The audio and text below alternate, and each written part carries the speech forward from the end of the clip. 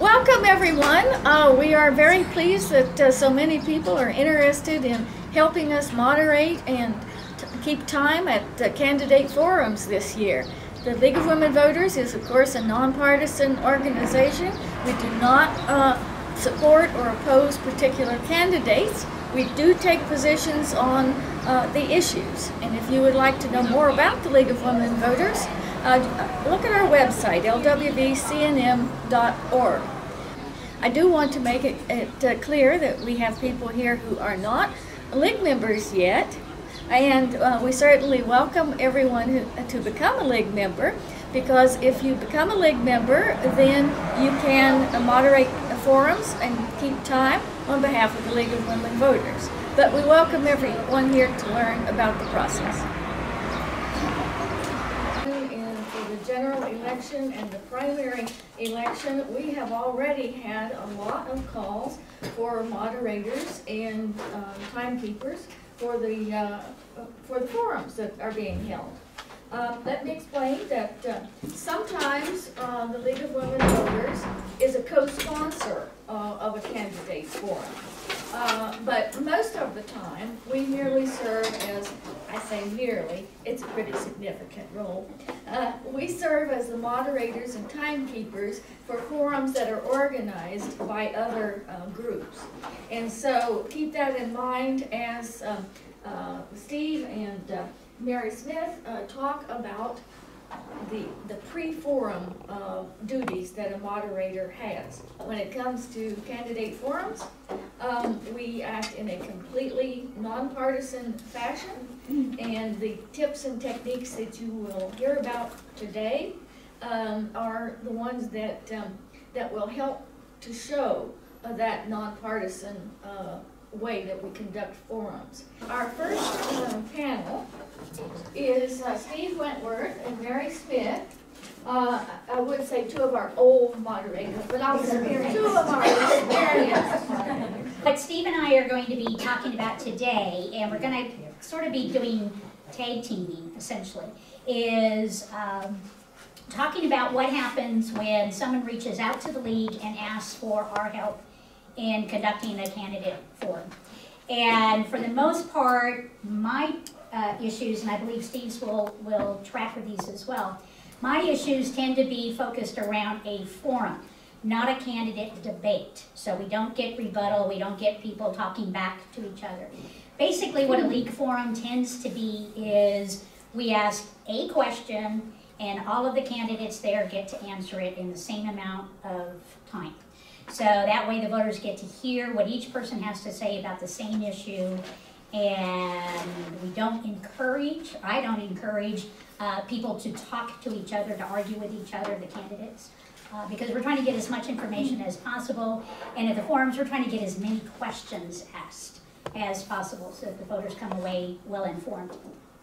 So when someone reaches out to the League and asks for someone to moderate, we're going to be doing things a little bit differently from this point forward, and Mary Wilson is going to be the chair of our moderators committee, and she will communicate with the moderators and assign someone to be the moderator for a forum.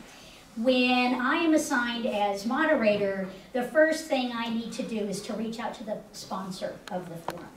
And with that, reaching out to the sponsor, what I'm trying to do is to get information about what, obviously what date, time, and location do they have, is that confirmed, have they invited the candidates, what candidates have agreed to attend, please send me a copy of the invite so I know what you told the candidates. So there's a lot of discussion between the moderator and the sponsor of the forum to make sure we're all on the same page. I then will say that I will also reach out to the candidates and invite them essentially to the forum again to introduce myself as the moderator and let them know that I'm available for any questions, to give them a sense as to how the forum will be conducted, what kind of time limits we'll have for opening statements, for questions, for closing statements if we have time. And it all is very flexible depending on what kind of forum you have. So what I will do after I've reached out to the sponsor, I will identify the tasks that we all will do. And for the sponsor, it's going to be sort of mundane things, but very critical to the success of a forum. I'm going to ask them, okay, so what's going to be the setup of the space for the forum? We'll need tables for the candidates. We'll need microphones for the candidates. We'll need a podium or a table for the moderator. We'll need a microphone for the moderator. We will need water for the candidates and for the moderator. We will need a table in the middle of the room for the timekeeper. We will need a table off to the side for our question sorters. We will need index cards for questions to be taken from the audience. We will need volunteers to distribute those cards to the audience and to collect those cards and bring them up to the question sorters. The League, as Mary Wilson has said, is a nonpartisan organization. We do not take sides. We do not favor candidates over other candidates. We don't show any kind of bias towards anybody. One of the things that I learned when I was trained to be a moderator is something that I actually kind of laughed about when I heard it, and Diane and Joe Porter were the ones who trained me to be a moderator, is the moderator really should not go to a forum if they want to learn anything about the candidates. Because a moderator really listens to absolutely nothing the candidates say. Because you're busy working on organizing your questions, trying to say, okay, I'm going to rewrite this question, or I'm going to ask this question first, then this one. And you literally do not listen to anything that is being said by the candidate. So if you want to get educated, don't agree to be the moderator, because you're not going to learn anything about the candidates. The most important person in the room that I tell people is the timekeeper. That person keeps the candidates in line, and also the moderator. Thank you. And so, you know, I need to be able to see the timekeeper with their flip cards that show the candidates how much time they have, and then they have the responsibility of keeping me on track as well. So I need to be able to check with the moderator. So again, it's just kind of basic things that I can direct people to do or ask people to do as the sponsor, and follow up from there. And generally the forums go very well. Steve will again emphasize this, but there can be absolutely no campaign materials or displays in the room where the forum is taking place. So you cannot have signs, you cannot have banners, you cannot have anything that calls attention to one of the candidates on the stage, because we again are nonpartisan and we're trying to get you as much information as possible. So what I can do after the forum is to make available my list of tasks. I don't want to go through it one by one, but I can make that available to you all. My name is Steve Wentworth. I got involved doing forums years ago for different community groups, neighborhood associations, and coalitions. And at that time, we did them in various manners. We would rotate questions, we would do this, and we would do that. After watching several forums that were conducted by the League, I said, wow, these people know what the hell they're doing, and there's a better way. So I started doing that and took the training and so forth, and I conducted quite a few forums, probably several hundred as a non-League member, and several as a League member. The first item in this are the League of Women Voters Guidelines. This was put out years ago. 2009 is the date on it, and it's very good. I haven't read it in about 5 years. I would suggest that you read it. It's very good, and it tells you the whys and wherefores and so on and so forth. So that is that. The second piece of paper in this is the League of Women Voters Candidate Participation Policy. This was as of February 2017, and I suggest you read this also. It's nothing you really should be concerned about really as a moderator, but bottom line is you need to make sure that your candidates are bona fide candidates and not people who are just coming in to get out of the rain, okay? How do you do that? Make sure that they're candidates? I don't really know. I would ask them, and I would ask the sponsors, and I would hopefully recognize their names from newspapers, and if you need to, probably go to the Secretary of State's office and look them up, because she will have a listing of every candidate that's announced. And I think she does that also for the municipal elections, county commission elections, and so on. On the website. New Mexico Secretary of State. So that's that. After that, what I've listed and what I've culled through the League of Women Voters guidelines are procedures. Okay? And I've handed this out to a lot of the moderators in the past. I drew this up several years ago because I found when I was trying to do a forum, the sponsors would call me and we would talk to them, and they wouldn't have a clue. If I sent them the handbook, they wouldn't read it. And I wanted to make sure that they knew what was going to happen and what we expected of them and what their expectations of the moderator was in the league. So I drew these up, and if you have them in front of you, they list the procedures and how we do it. Opening remarks to the candidates, which can vary. I think it's dependent upon how many candidates you have at a forum. If you have 7 candidates, you can do the math. 2 minutes apiece, 14 minutes. And by the time you do the introductions, you've wasted 20 minutes or used up 20 minutes. If you have 2 candidates, give them 5 minutes, whatever you think they can handle. Written questions from the audience, that's where the card sorters come in, that Mary indicated. The questions need to be not targeted to any individual candidate, not targeted to any individual party. And you'll go into this in a little while. And that's where your card sorters come in. And the card sorters, when I do forums, I make sure we have a podium, and I want those card sorters next to the podium so they can hand me things. I don't want to be jumping up and down and grabbing things. I want them to hand it to me, and if they need to talk to me, we can have a whisper conversation. We ask each candidate the exact same question. It gets redundant and rather boring, and by the time you've hit candidate number 6, the question's been answered. But we do it to be fair. And then I rotate how I ask the questions. Next question will go to candidate 2, then 3 and 4, and so forth and so on, okay? And that's where it will get nice and confusing with your timers and so forth. And Diane will go into that, I think. And you will make mistakes. If you have 7 candidates, you'll call on candidate number 5, one at a time after another, and the candidates will correct you. Okay? Time allotted with your timer, you need to be able to see your timer. I've had great timers in the past, and they've kept me on the even keel. They'll sit there with their stopwatch. They won't listen to a word that's being said. They'll be watching their stopwatch, and they'll hold their card up. Pay attention to that and communicate with your timer, because if there's a complex question when I'm doing a forum, I'll give the candidates a minute or up to 2 minutes to answer that question. And I need to communicate that directly, okay? And we tell the candidates very directly. I don't allow rebuttals when I do it, as Mary indicated. Waste too much time and you create too much tension. Closing remarks, again, at the discretion of the moderator, 1 minute, 2 minutes, whatever is allowed.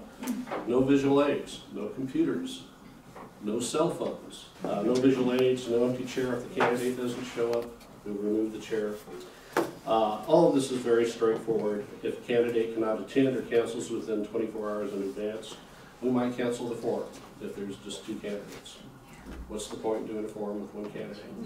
It becomes a partisan advertising event, in my opinion, so we don't do that. No stand-ins for candidates. A lot of people ask, well, can I come in and talk for my husband or my wife or whatever? No. We're here to hear the candidates. Campaign materials, I always ask the candidates to ask their supporters not to do that. I think Mary had an incident where somebody wore a t-shirt.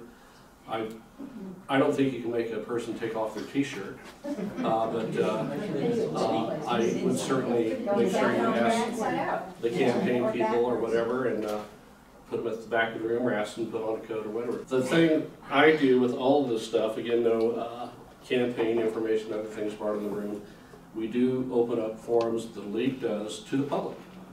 Even if they're doing a Republican or a Democrat forum, they're the sponsors. I tell the people I'm doing it for, they're open to the public and they're open to the media. That's how I do it. And I take the attitude when I'm a moderator, I'm the dictator. I'm doing this thing, it's my responsibility, I'm representing the league, and if they don't want to follow the guidelines or do it with us, I don't have to do it. And I think a lot of the stuff you'll find out is up to the moderator. Steve? And I'll say, you will request the audience not to clap or boo or whatever else. So when I finish my opening remarks, I tell everybody to stand up and boo and clap and tell them to sit down and get that out of their system. I honestly do that. And it freaks them out and it breaks the tension. So we do that. Yes, ma'am. This has been an issue before. You can't have campaign stuff in the room where the forum is, but it's okay to have it in the hall. Yes, ma'am. Okay. Exactly. I make that And clear. I ask the campaign people to make sure that their supporters do not put signs out on the property. When you get through with these venues, the venue staff, the janitorial staff and everybody, they have to pick up all this stuff. And a lot of it gets left over and signs are left on the property. So I ask the sponsors not to do that. And I send all of this information, I've got more of it, out to every candidate. I send it out to every sponsor. I call every candidate. Some people don't. But I call every candidate and I call every sponsor. And I make sure that every question is answered beforehand.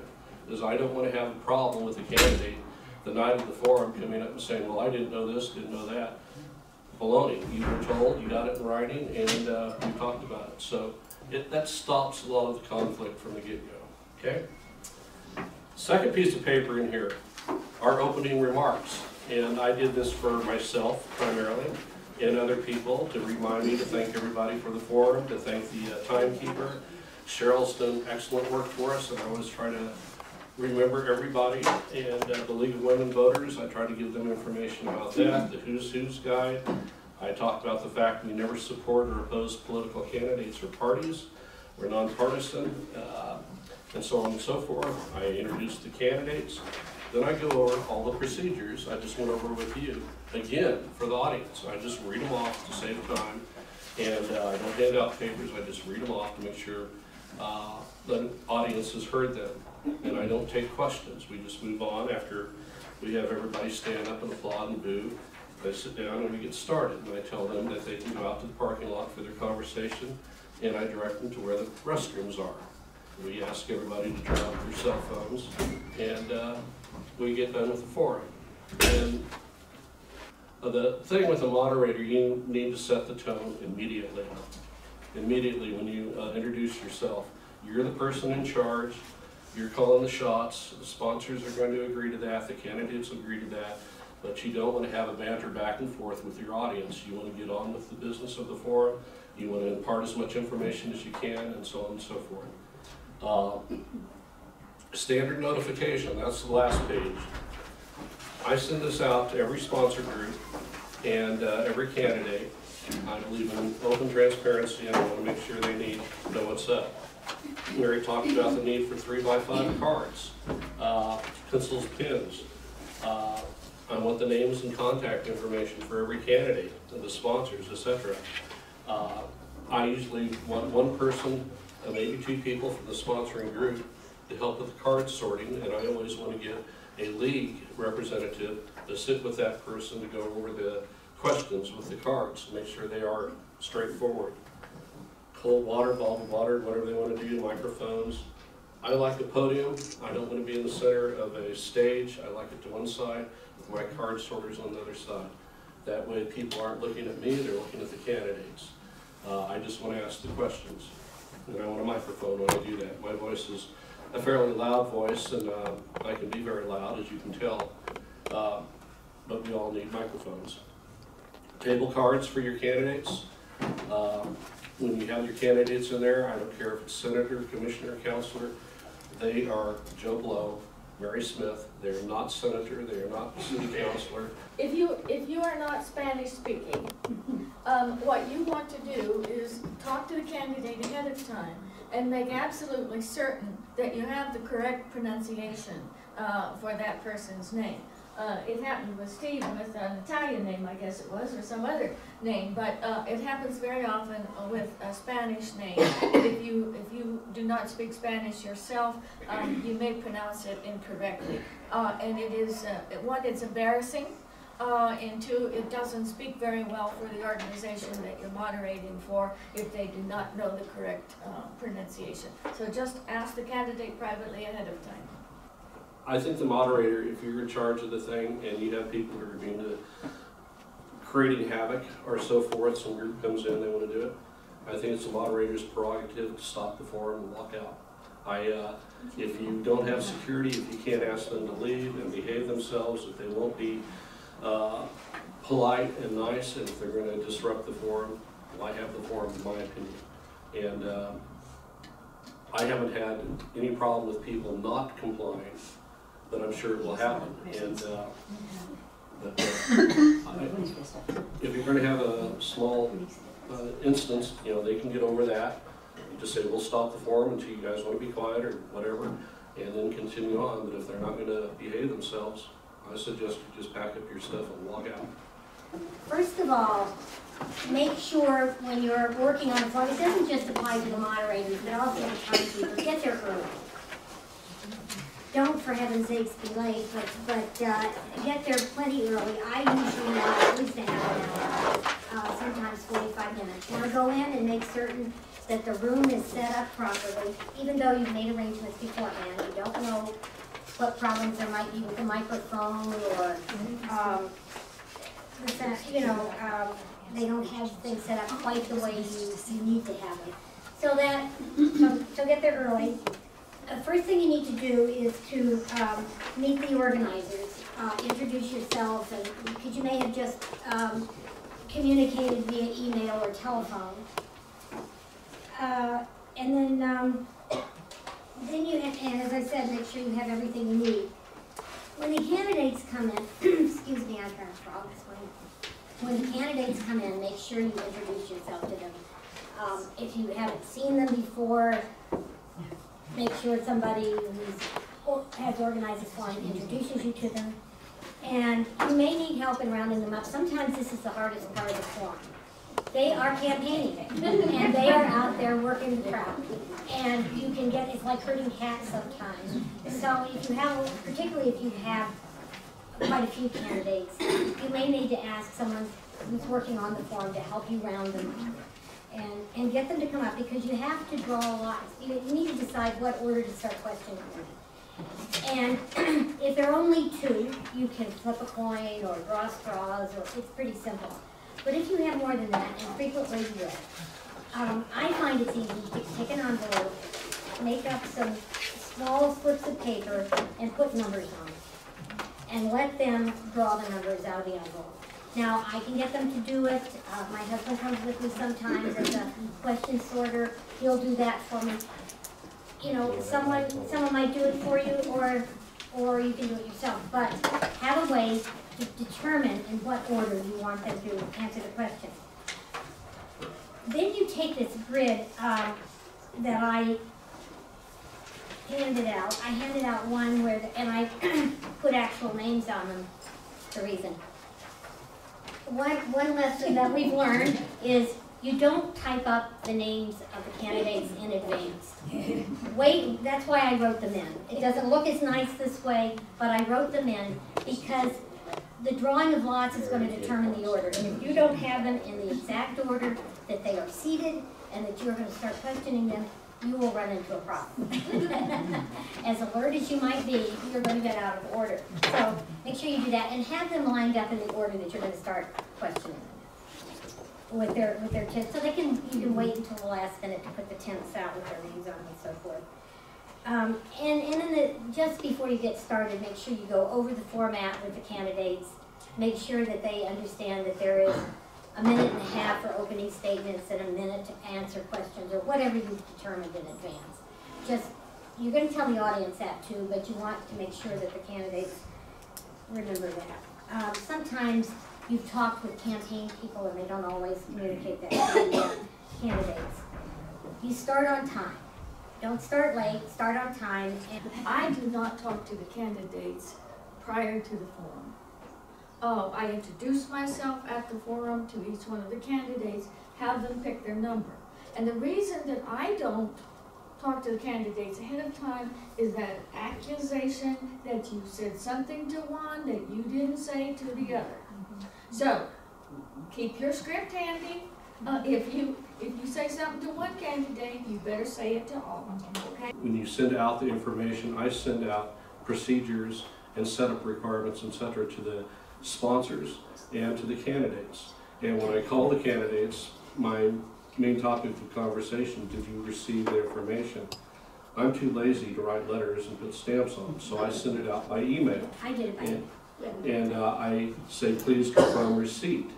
And if I don't hear from them within 2 days, I call them back. I need to get a receipt from you that you've read the information and agreed to this. And Mary's correct. You don't want to go in and say this or that or whatever. But I think you need to confirm, because a lot of these candidates, campaign people, are just starting. They don't know what they're doing. They're all over the workplace. They're confused. Contact the candidates, in my opinion, and the sponsoring group and so on, and ask them to make sure. But be transparent and make sure they get the information. And you won't have a lot of these problems. But as Diane just illustrated, people will get upset. But if they know beforehand and you've gotten that receipt, we sent you the information, you agreed to it, we got the email receipts from you, put your stuff up. Thank you. Always in the beginning, I give a plug to the League of Women Voters. I let the people in the audience know that we were founded in 1920, that what our purpose is to encourage active participation by the public in the electoral process, and that we are strictly nonpartisan. We do not support candidates or oppose candidates, nor do we support or oppose political parties. So that's something I want everybody to understand right from the beginning. And I go over the format, how many minutes, how much time each candidate will have. And generally speaking, a minute and a half to a minute is often long enough to answer questions. It really, you know, they can say a lot in that time. You'd be amazed at how much they can say. And so don't worry about, and the other thing is, sometimes at the beginning of a campaign, or when you have people who've never run for office before, you will have them go over time in the beginning. But it doesn't take long, and Andrea will probably tell you this too, that it doesn't take long for them to be able to time things correctly, so that you don't have to ring the bell and so forth. So, and they learn to say a lot in 30 seconds or a minute. And I do let the audience always know that I may have to consolidate questions or combine them. You get multiple questions on one topic, and you can't ask all of them, or sometimes the questions are too long. So I let them know in advance that may happen if they hear their question. And you always ask the audience to refrain from applauding or booing. It takes time, and it just isn't fair to everyone. I did have it, okay? You don't have to number the candidates. You need to number the questions, and you need to have the candidates in the right order. And Mary talked about asking the candidates ahead of time how to pronounce their names. And that's something that I always do too. And the reason I gave you a sheet with real names instead of saying Jane Doe or John Smith on here was this was a forum I did, and here was a candidate named Susan Wheeler Dykesole. Well, I didn't know from reading the newspaper how she said her name, so she told me, so I wrote it phonetically there above the name so that I would remember each time how to say it. You rotate the order of the questioning, and you can see that I did this here. Now, where I have opening statement on this first piece of paper, I've done them all in order, 1, 2, 3, 4. The next time, with question number 1, I started with the second candidate. So it's 1, 2, 3, and then the first one, answer 4. Is that crime, or immigration, or transportation, or something, little note on the top here. So I'm keeping track of the topics that have been asked, as well as you got to check off those cards, because you don't want to ask the same question twice when you've got these cards up there. Now, the reason I gave you 2 of these is that sometimes you will have more than one office. I have had as many as 4 or 5, and this is where we started using question sorters. It's very hard to keep track of people if you've got multiple offices. This isn't so hard. I just took them all in order, and we just continued. But we'd go from the Attorney General's race to the Secretary of State's race. We do the attorney, and we would rotate that. We might have multiple legislative districts represented. When they were all done, then I said to them, this is about, the audience is here to hear about how you stand on the issues. And we are not, I don't know exactly how to phrase it, but I didn't want those people making personal attacks. That doesn't happen a lot. I'm going to tell you some good experiences too before I finish up here. But yeah, you have to deal with everybody fairly. And if the candidates speak past the time and the timekeeper has rung the bell, then you cut them off very politely and very firmly. Thank you, Mr. So-and-so. We don't react to the questions or the answers. We're just neutral about it. You maintain order, and you need to be good-natured about it. Also say, you always thank the organizers. You end on time, or as close to on time as you can. It's kind of hard sometimes. And if it looks like we're going to run over a little bit and we could get another question in, I tell the audience that, we're going to run 5 minutes over or something. But you try to end on time, and to thank everyone. Thank the organizers. Thank the people, the league members, and the candidates. And most of all, I always thank the audience because they are interested enough to come and to want to be informed voters.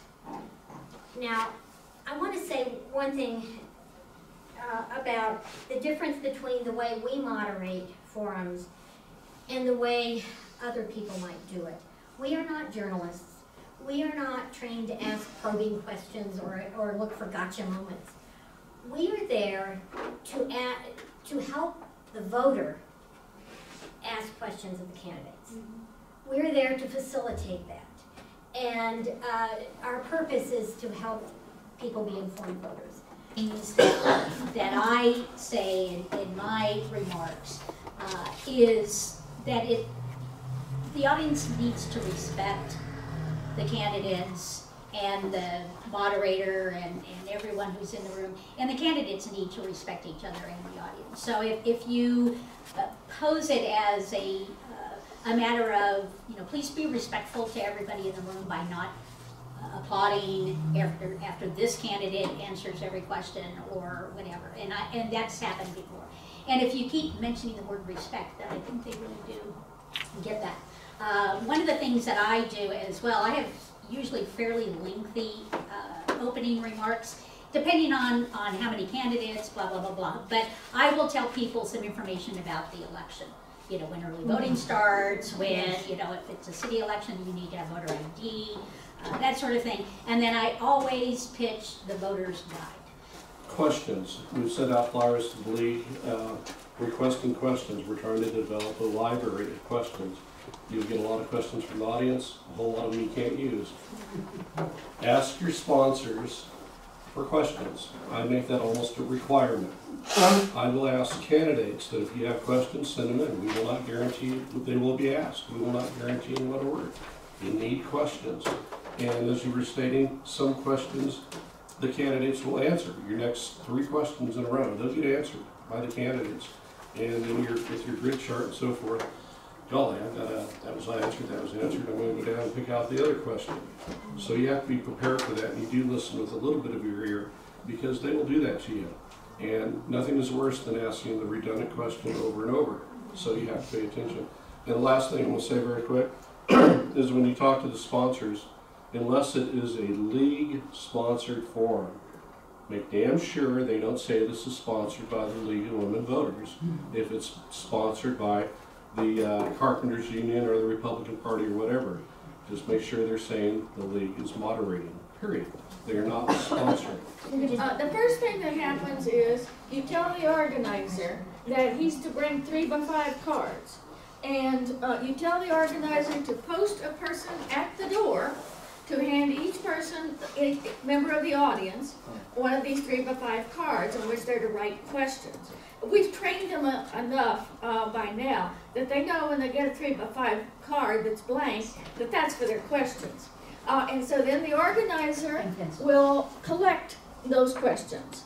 And as the moderator, I always ask that they just continue to bring them up as they get them, because you're wanting questions in a timely fashion. So what I do is, if the questions from the audience are good questions, and by that I mean the subject is a good one. 90% of the people, one, you can't read the writing very well, but secondly, they don't know how to ask a question. And so the moderator has full discretion to rephrase that question if the sentiment is a good one. And I always use the audience questions first, if I have enough good ones. And then if we need to fill in with others, then we use questions that the organizers have provided to us. Or if we get down so low that we need to, we'll use the ones that league members have provided to us. In all my years of moderating forums, I never got down to that third level. Let me explain the moderator's discretion. Okay, you get 10 cards in. Everybody, these 10 are interested in education. And some of them may be real specific. And some of them may be very generic, like you said. Most of them will be generic. The moderator needs to be smart enough to know how to turn that into a very specific question. And that's why we League of Women Voters people educate ourselves about the issues. That's why we sit and talk very often with the organizers ahead of time to see what the real interests of the community are, in order to be able to turn that issue into a real question that has some meaning and may in fact distinguish the candidates from each other, especially where, for example, we're doing some CD1 Democratic forums where you have all of the same party. You're looking for questions that are specific enough that it may distinguish the candidates from each other. And just asking them what their position is on funding for education is not specific enough. So the moderator has full discretion to turn those questions from the audience into a good question. First of all, a timekeeper, you need, when you know you're going to be timekeeping for a forum, you must keep in touch with the moderator and for instructions. Things change sometimes. And as you know, the moderator manages the whole forum. So you are assisting. And don't be afraid to speak up during a forum if you don't understand something that happened. If she changed the minutes, or she or he changed the minutes, make sure that you understood that. Or if you didn't hear what was said, ask her. It's fine. We have timekeeper bags. They don't all look like this, but bags with essential equipment in it. There's only a few things that a timekeeper does need. The stopwatch, of course, and which I have in here, but I won't take it out right now. All of the time splits. So when we begin, the moderator will say 2 minutes for answering a particular question. So you start your stopwatch after the, you start the stopwatch when the candidate begins speaking, not after the moderator says. And when time comes to 1 minute before the end, you hold it up. Same thing, these are what they look like. And this one is for stop.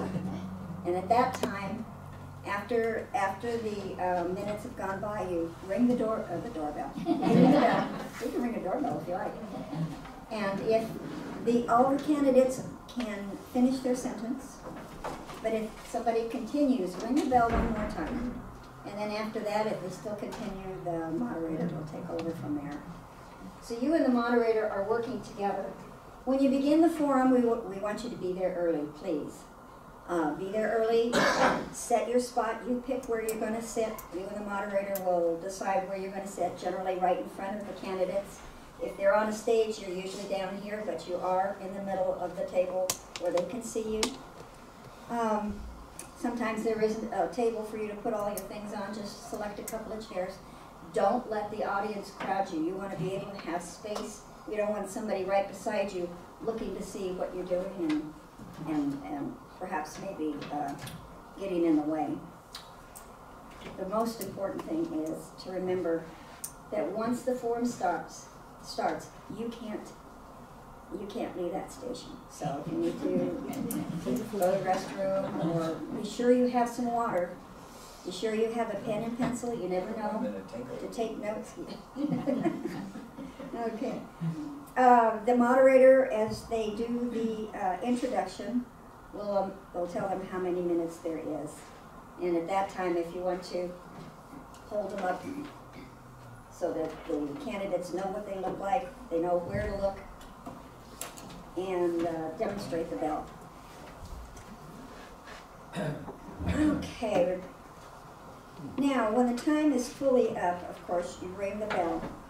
We want to make sure that you don't ring it or try to ring it exactly on the 2-minute time or the 1-minute time or whatever. Let that happen and then ring the bell, because we want to make sure that everybody gets that 2 minutes fully, rather than have it too short.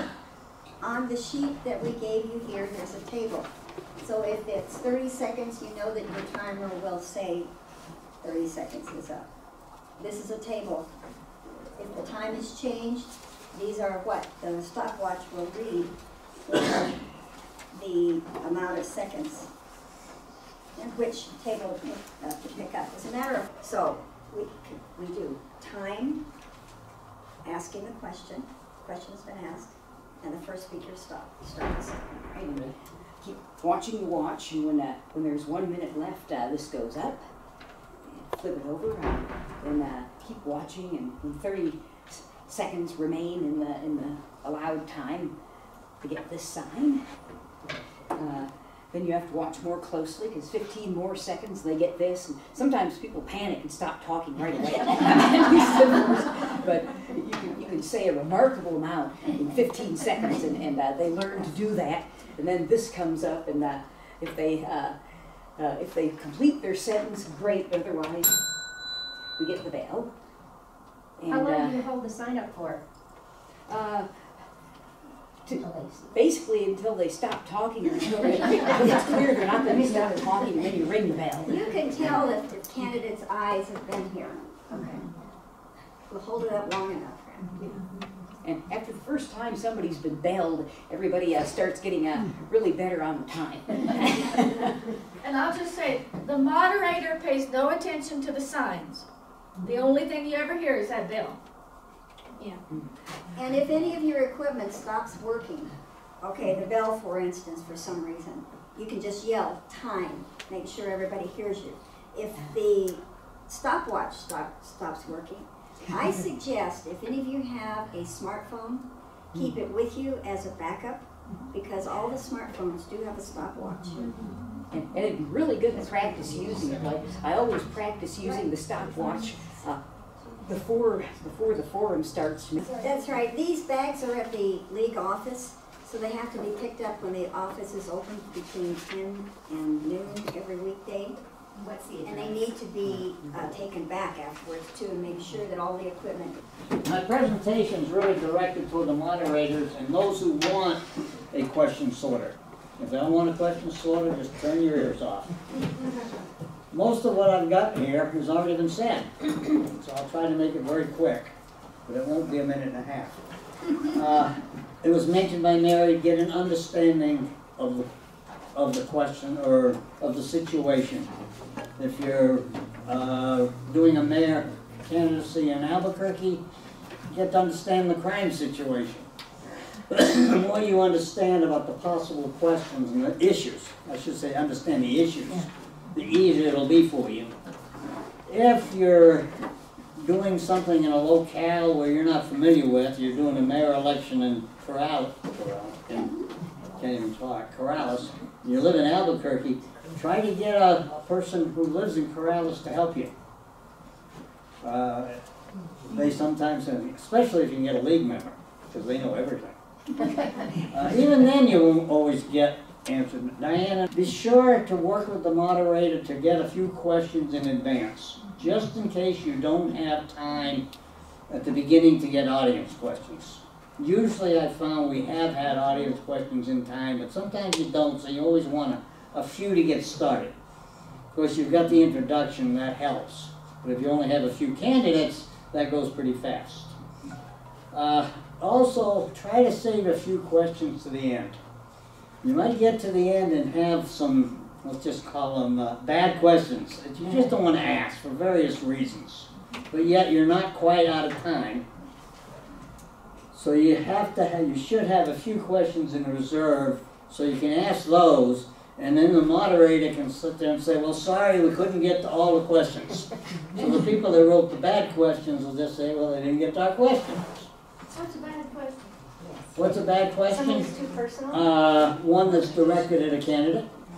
I've got 4 of those, so I'll get to those in a minute. I'm trying to go as fast as I can because I have 10 seconds. You need to sort the questions by subject, because you'll get, as has been previously mentioned, you'll get a lot of duplicates. You'll get some you can combine. You'll have, when you have multiple offices, it's absolutely mandatory that you sort them by office and by subject. When you give the questions to the moderator, try to write the subject on top of the card so that she can see what the topic is.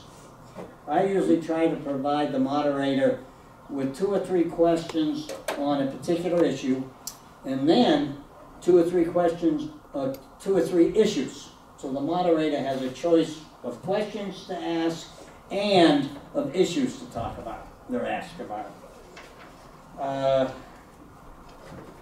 Problem questions. You get questions, even though the moderator will sit there to start with and say, there got to be questions for everybody, you'll get questions that are really directed at one person. Now, one candidate. Sometimes it's subtle. And if you know the issue, it helps. Sometimes it's not obvious that it's directed at one, but it is. You'll get questions that are too biased. Yes and no questions. Some people will try to ask yes and no questions. Those don't provide a lot.